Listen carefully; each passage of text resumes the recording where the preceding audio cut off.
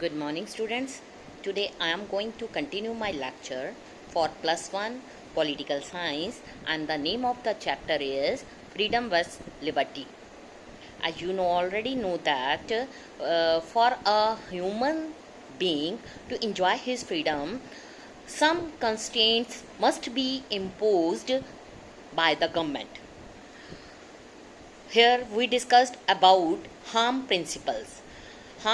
According to harm principles, if someone freedom who want to enjoy it causes harm to other, must be imposed by some constraints. But we must make sure that the constraints imposed are not so severe that they destroy freedom itself. For example, we must not ask for life imprisonment for those who only conduct hate campaign. Maybe some restrictions on their movement or some curtailment of their right to hold public meetings can be considered, especially if they continue to carry on this campaign in spite of warning by the state to desist from conducting such campaigns. Life imprisonment देने के बाद उसकी freedom को finish करना ये किसी का right नहीं है. अगर कोई मूवमेंट चला रहा है, कोई अपनी कंपेन चला रहा है, कोई अपने व्यूज़ को एक्सप्रेस करना चाहता है, तो उसके लिए जो फ्रीडम है उसमें सिर्फ कुछ रिस्ट्रिक्शंस इम्पोज कर देनी चाहिए स्टेट गवर्नमेंट को. Constitutional discussion in India, the term use for such justifiable constraint is reasonable restrictions. Restrictions may be there but must be reasonable. Reasonable होनी चाहिए, capable of being defended by reason, not excessive, not out of proportion to the action being restricted, since then it would impinge on general conditions of freedom in society. We must not develop a habit of imposing restriction, since such a habit is detrimental to freedom. वही freedom enjoyable हो सकती है जिस पर restrictions limit के according लगाई जाएं, reasonable हों. अब हम यहाँ पर एक टॉपिक डिस्कस करेंगे, नेगेटिव एंड पॉजिटिव लिबर्टी. इसी में हमने इस चैप्टर में 2 डायमेंशंस को स्टडी किया था. Freedom school, freedom as the absence of external constraint and freedom as the expansion of opportunity to express one self. Political theory में अगर बात करें तो इन दोनों एस्पेक्ट्स को हमने नेगेटिव एंड पॉजिटिव लिबर्टी का नाम दिया है. नेगेटिव लिबर्टी जो है seeks to define and defend an area in which the individual would be inviolable, in which he or she could do or be or become whatever he or she wish to do, be or become. ये वो area है जिसमें किसी तरह की external authority जो है interference नहीं कर सकती. Existence of minimum area of non interference यहाँ पर चाहिए. That human nature, human dignity need an area where the person can act unobstructed by others. How big should this area be or what should be contained are matters of discussion and will continue to be matters of debate. Bigger the area of non-interference, more the freedom. Her human being enjoy करना चाहता है, उसको ये freedom है अपनी विशेष को express करे. Media, newspaper ये उसके लिए होते हैं, उसमें किसी तरह की कोई इंटरफेरेंस नहीं रहती. लेकिन फिर भी अगर वो अपने ओपिनियंस, अपने व्यूज़ को एक्सप्रेस करना चाहता है तो वो कुछ लिमिट्स के अंडर रहकर इसको एक्सप्रेस करे. वल्गर लैंग्वेज, अब्यूजिव लैंग्वेज, इस तरह की लैंग्वेज यूज़ नहीं होनी चाहिए. All we need to recognise that the negative liberty tradition argues for an inviolable area of non-interference in which the individual can himself express. If the area is too small, ठीक है, then human dignity gets compromised. उसमें compromise हो जाता है.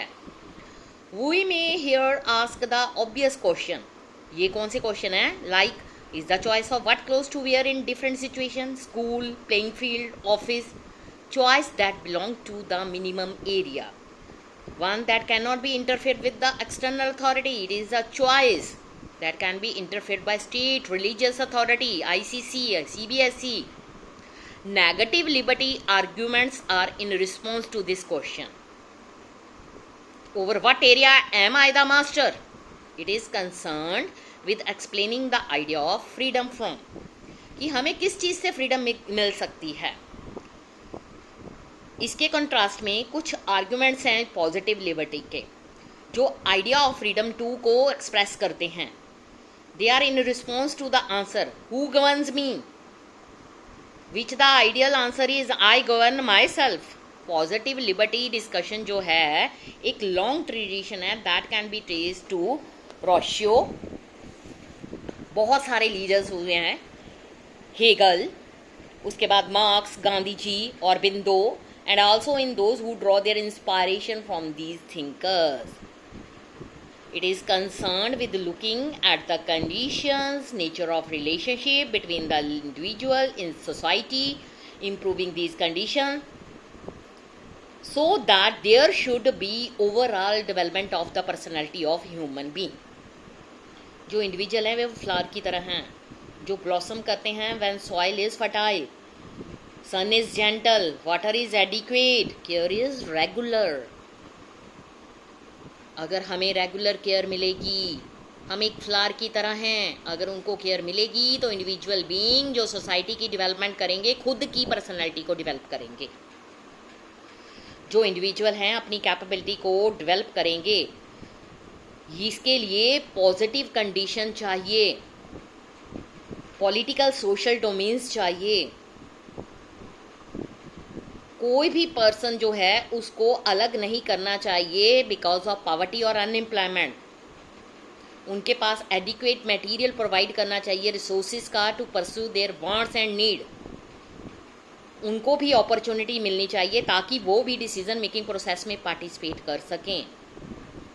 इसलिए law बनाने चाहिए जो उनकी चॉइसेस को रिफ्लेक्ट करें और उनकी प्रेफरेंसेस को अकाउंट में लेके आ सकें. Above all the two develop their mind and intellect, individual जो है उसको एजुकेशन चाहिए, उसको अपॉर्चुनिटीज़ प्रोवाइड करनी चाहिए ताकि वो एक रीजनेबली गुड लाइफ को स्पेंड कर सके. पॉजिटिव जो लिबर्टी होती है उसमें one can be free only in society, not outside. ठीक है.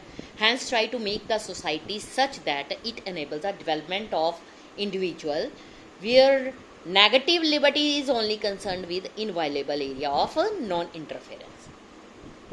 ये कंडीशन जो हैं इन सोसाइटी में ही बल्कि आउटसाइड एरिया में भी होनी चाहिए. Of course negative liberty would like to expand the minimum area. अगर लिबर्टी को हम एक्सपेंड करते जाएंगे तो ये चीज़ ऐसी आ जाएगी जिसको हमें ख़त्म करना मुश्किल हो जाएगा. नेक्स्ट टॉपिक इज़ हमारा freedom of expression. One of the issue जो हमने कंसिडर किया है to belong to the minimum area of non interference वो है freedom of expression. Freedom of expression हमें क्या शो करता है? फ्रीडम ऑफ एक्सप्रेशन का मतलब ये है कि जो ह्यूमन बीइंग्स हैं उनको प्रॉपर फ्रीडम मिलनी चाहिए, उनके सामने चॉइसेस होनी चाहिए. चॉइसेस का मतलब ये है कि उनको हर तरह से फ्रीडम जो है अपने थॉट्स में मिलनी चाहिए. एक J.S. मिल था जिसने कि गुड रीज़न बताए why freedom of expression should not be restricted. ये एक डिस्कशन के लिए गुड केस था.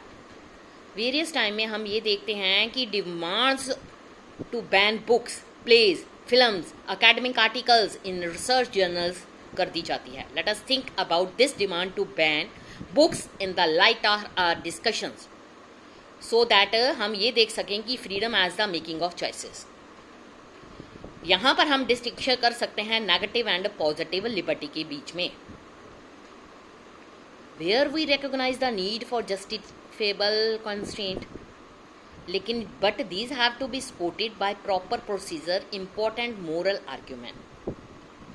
जो फ्रीडम ऑफ एक्सप्रेशन है वो एक फंडामेंटल वैल्यू है,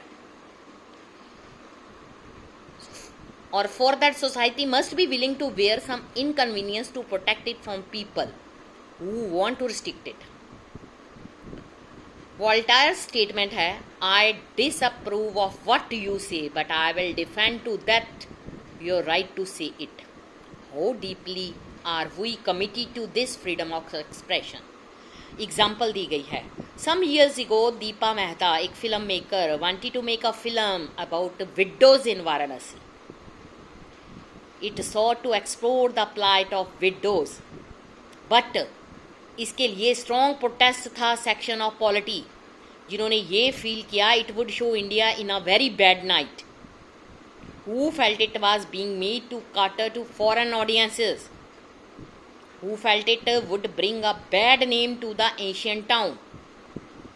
They refused to allow it to be made, and as a result it could not be made in Varanasi. It was subsequently made elsewhere.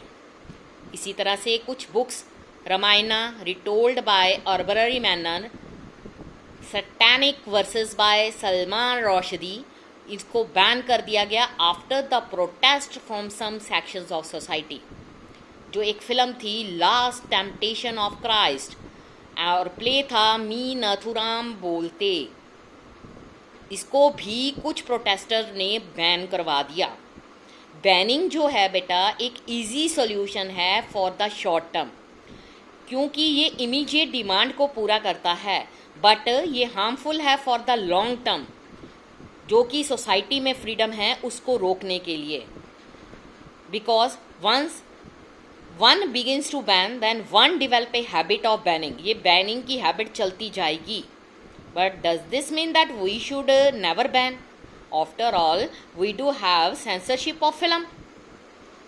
So, it is necessary banning where only a portion of film is banned, not the whole film.